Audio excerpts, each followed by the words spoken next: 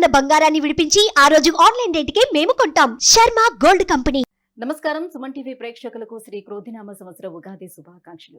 ఈ క్రోధినామ సంవత్సరం ద్వాదశ రాశుల వారికి ఏ రకంగా ఉండబోతుంది, ఈ ద్వాదశ రాశులలో నవనాయకులు ఎలా ఉన్నారు, ఎటువంటి ఫలితాన్ని ఇస్తున్నారు, వాటి ప్రభావం మనపై ఏ రకంగా ఉండబోతుంది, ఎటువంటి పరిహారాలు పాటించుకోవాలి, ఈ అంశాన్ని తెలియజేసేందుకు మనతో పాటు ఉన్నారు ప్రముఖ జ్యోతిష్య పండితులు బ్రహ్మశ్రీ నందిపట్ల శ్రీహరి శర్మ గారు. గురుగారు నమస్కారం. వాగర్థావివ సంపృక్తౌ వాగర్థ ప్రతిపత్తయే జగతః పితరౌ వందే పార్వతీ పరమేశ్వరౌ సదాశివసమారంభాం శంకరాచార్య మధ్యమాం అస్మదాచార్య పర్యంతం వందే గురు పరంపరాం. ఆదిత్యాయ చ సోమాయ మంగళాయ బుధాయ చ గురు శుక్ర శనిభ్యశ్చ రాహవే కేతవే నమః. గురుగారు, ఈ క్రోధినామ సంవత్సరం మరి మీనరాశి వారికి ఏ రకంగా ఉండబోతున్నాయి, వీరికి గ్రహాలు ఏ రకంగా అనుకూలిస్తున్నాయి? క్రోధినామ సంవత్సరం పేరులోనే ఉంది. క్రోధం అనగా కోపాన్ని ప్రదర్శించుట, కోపాన్ని వెలిబుచ్చుట. గడిచినటువంటి సంవత్సరాలైనటువంటి శ్రీ శుభకృత నామ సంవత్సరాలు ప్రజలకి కొంత ఇబ్బందుల నుంచి బయటపడేసే విధంగా ఉన్నప్పటికీ ఈ క్రోధనామ సంవత్సరంలో కొన్ని విపత్కర పరిస్థితులు ప్రజలు పాలకులు ఎదుర్కోవాల్సినటువంటి పరిస్థితి. పాలించే పాలకుడు మంచివాడైతే ప్రజలు సుఖపడతారు, పాలించే పాలకులు చెడ్డవాడైతే ప్రజలు ఇక్కట్లు కష్టాలు పడక తప్పదు.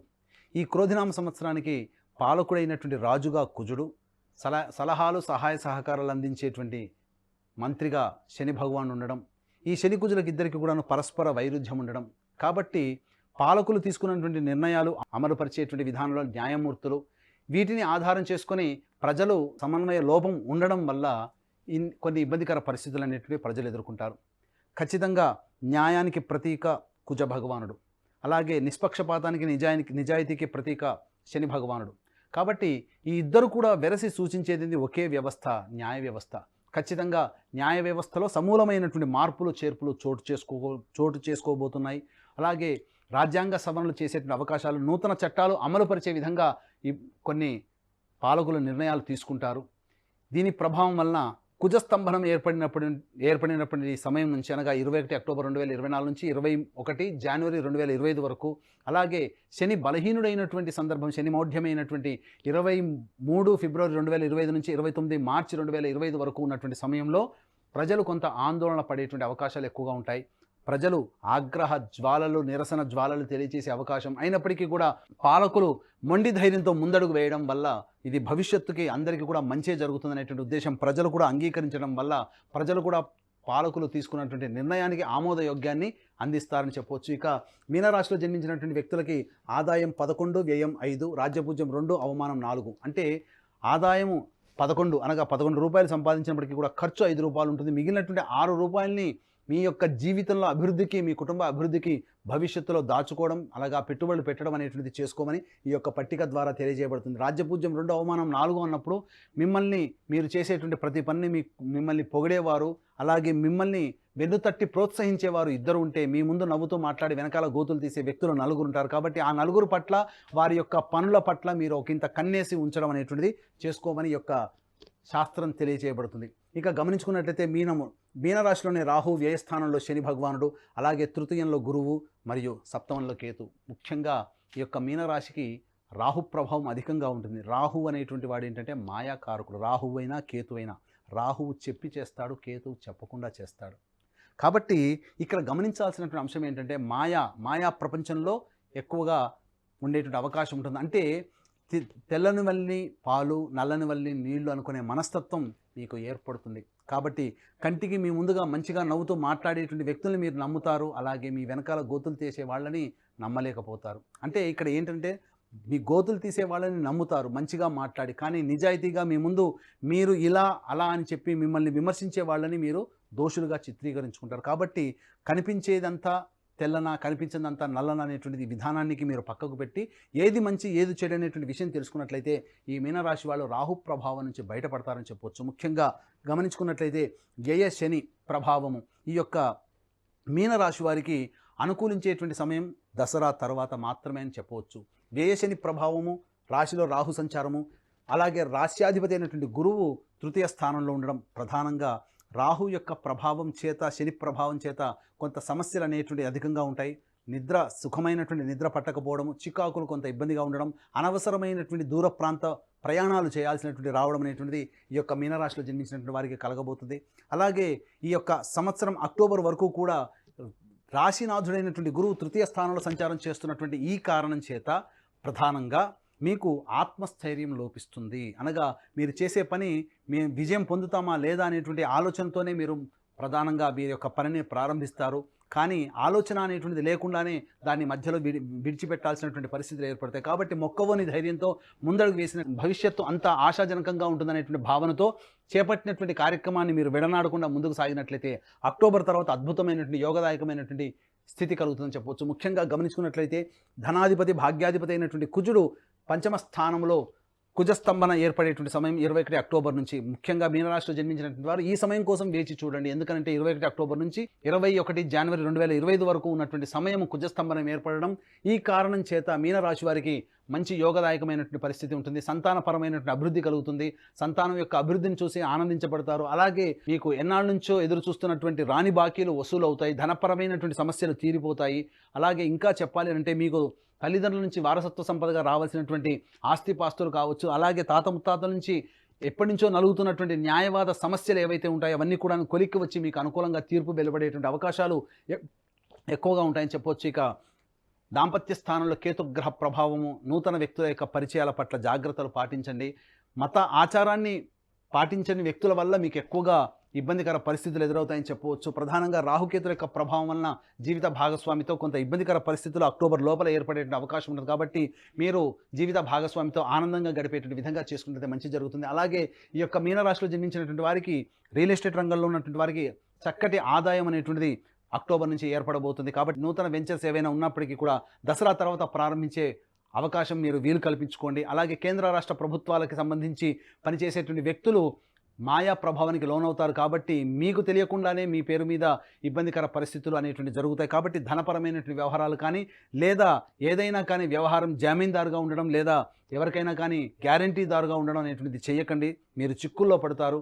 అలాగే ఈ యొక్క మీనరాశిలో జన్మించినటువంటి బంగారు వెండి వ్యాపారస్తులు, అలాగే రెస్టారెంట్ బిజినెస్ చేసేవాళ్ళు, boarding and lodging and hotel నడిపేటువంటి వాళ్ళు, ఎఫ్ఎంసీజీ రంగంలో ఉన్నటువంటి వాళ్ళు, హోటల్ వ్యాపారస్తులు, అలాగే కిరాణా జనరల్ స్టోర్ నడిపేటువంటి వాళ్ళు, ఇంకా చెప్పాలంటే విద్యాలయ సంస్థలు నడిపేటువంటి వాళ్ళు, స్టీల్ సంబంధించినటువంటి వ్యాపారస్తులు, వీళ్ళందరూ కూడా జాగ్రత్తగా అక్టోబర్ తర్వాత మీరు చేసుకునేటువంటి వ్యాపార అభివృద్ధి కానీ లేదా ఇంకా నూతన బ్రాంచ్లు ఏర్పాటు చేసుకోవాలనుకుంటే అక్టోబర్ తర్వాత ఏర్పరచుకునేటువంటి ప్రయత్నం చేయండి. ముఖ్యంగా ఈ యొక్క కర్కాటక రాశిలో కుజ సంచారం జరుగుతున్నప్పుడు లాభాధిపతి మరియు వ్యయాధిపతి అయినటువంటి శని భగవాన్ని కంట్రోల్లో కుజుడు వెళ్ళిపోతాడు. ధనాధిపతి భాగ్యాధిపతి యొక్క కుజుని యొక్క కంట్రోల్లోకి వెళ్ళిపోతారు. కాబట్టి మీకు అన్ని రకాలుగా లాభమే అనేటువంటిది మీకు ఉంటుందని చెప్పవచ్చు. ముఖ్యంగా విద్యార్థులకి కొంత ప్రథమార్థంలో కొంతగా ఇబ్బందికర పరిస్థితులు ఎదురైనప్పటికీ కూడాను దసరా తర్వాత పుంజుకుంటారు. నూతన విద్యాలయాలలో మీకు చక్కటి ప్రవేశం అనేటువంటిది లభిస్తుందని చెప్పవచ్చు. అలాగే విదేశీయానానికి చేసేటువంటి ప్రయత్నాలన్నీ కూడా కొలిక్కి వస్తాయి. అలాగే నూతన ఉద్యోగస్తులు కాస్త జాగ్రత్తలు పాటించినట్లయితే నూతన ఉద్యోగం కోసం మీరు ప్రయత్నం అక్టోబర్ తర్వాత చేసుకున్నట్లయితే మంచి శుభ ఫలితాలు పొందుతారని చెప్పవచ్చు. అలాగే ఈ యొక్క మీనరాశిలో జన్మించినటువంటి వారికి ప్రధానంగా ధాన్యాల దిగుబడి అనేటువంటిది అధికంగా ఉంటుంది. కాబట్టి ధాన్యం పంటలు వేసుకుంటే చాలా మంచిది. ప్రథమార్థం కంటే ద్వితీయార్థం ఎక్కువగా మీకు లాభించే అవకాశం ఉంటుంది. కాబట్టి ప్రథమార్థం అనగా దసరా లోపల వేసేటువంటి పంటలు కమర్షియల్ పంటలుగా ఉన్నట్లయితే మీకు ఇంకా మంచి జరుగుతుందని చెప్పవచ్చు. ముఖ్యంగా పెట్రోల్ రంగం, అలాగే కిరోసిన్ వ్యాపారస్తులు, అలాగే డీజిల్ వ్యాపారస్తులు, అనగా పెట్రోల్ రంగంలో ఉన్నటువంటి వాళ్ళకి, పెట్రోల్ బంకులో పనిచేసేటువంటి వాళ్ళకి అద్భుతమైనటువంటి ఆదాయం అనేటువంటిది ఎక్కువగా జరుగుతుంది. అయితే మోసాలు ఎక్కువగా జరిగే అవకాశాలు ఉంటాయి. కాబట్టి మోసాల పట్ల జాగ్రత్తలు పాటించండి. మిమ్మల్ని ఈ యొక్క మీనరాశిలో జన్మించినటువంటి వారికి ప్రధానంగా ఈ యొక్క సంబంధించినటువంటి వ్యవహారాల్లో ఆచితూచి స్పందించండి. రాష్ట్రాధిపతి అయినటువంటి గురువు బలహీనంగా ఉన్నటువంటి కారణం చేత పెద్దల యొక్క సహాయ సహకారాలు తీసుకున్నట్లయితే మీకు వచ్చేటువంటి ఇబ్బందులు కానీ లేకపోతే మీకు మంచిగా అనిపించి మిమ్మల్ని ప్రలోభ పెట్టేటువంటి వాటి నుంచి కూడా మీరు దూరంగా ఉండేటువంటి అవకాశం ఉంటుంది. అలాగే నూతన వ్యక్తుల యొక్క పరిచయం పట్ల, దసరా లోపల పరిచయం అయినటువంటి వ్యక్తుల పట్ల మీరు ఒకంత కన్నేసి ఉంచండి. ఎందుకంటే భవిష్యత్తులో అవన్నీ మీకు మంచి చెడు స్నేహాల దారిని తీసేటువంటి అవకాశాలు ఎక్కువగా ఉంటాయి. కాబట్టి జాగ్రత్తలు పాటించండి. ఈ రాశిలో ప్రధానంగా నవగ్రహాల యొక్క అనుగ్రహం సంపూర్ణంగా ఉండాలి. అలాగే ఈ రాశిలో జన్మించినటువంటి కళారంగము, టీవీ రంగము, అలాగే సంబంధించినటువంటి ఎలక్ట్రానిక్ అండ్ ప్రింటింగ్ మీడియా రంగంలో ఉన్నటువంటి వారికి అద్భుతమైనటువంటి అవకాశాలు వస్తాయి. తద్వారా భవిష్యత్తులో మంచి జరుగుతుంది. విదేశీయానం చేసేటువంటి అవకాశం ఈ యొక్క మీన రాశిలో జన్మించినటువంటి వారికి ఉంటుంది. ఈ మీన రాశిలో జన్మించినటువంటి వారికి ప్రధానంగా రాహుబలము అధికంగా ఉన్నటువంటి కారణం చేత మీరు ఈ యొక్క ఎన్నికల్లో మీకు సామాన్యంగా మెజారిటీ అనేటువంటి రాకపోయినా అక్టోబర్ తర్వాత చేసేటువంటి ప్రయత్నాలలో మీకు నామినేటెడ్ పోస్టులు లభించేటువంటి అవకాశాలు ఎక్కువగా ఉన్నాయని చెప్పొచ్చు. ప్రధానంగా ఈ యొక్క సంబంధించి అన్ని నవగ్రహాల యొక్క అనుగ్రహం ఈ మీనరాశిలో జన్మించినటువంటి వారికి కావాలి. కాబట్టి తమిళనాడు మద్రాస్ రాష్ట్రానికి దగ్గరలో ఉన్నటువంటి కుంభకోణానికి చుట్టుపక్కల ఉన్నటువంటి నవగ్రహాల టెంపుల్స్లో మీ గోత్రనామాదులతో నవగ్రహాలలో అభిషేకాలు, నవగ్రహాల టెంపుల్స్లో, అలాగే నవగ్రహ దేవాలయంలో నవగ్రహ హోమాలు అనేటువంటి జరిపించడం జరుగుతుంది.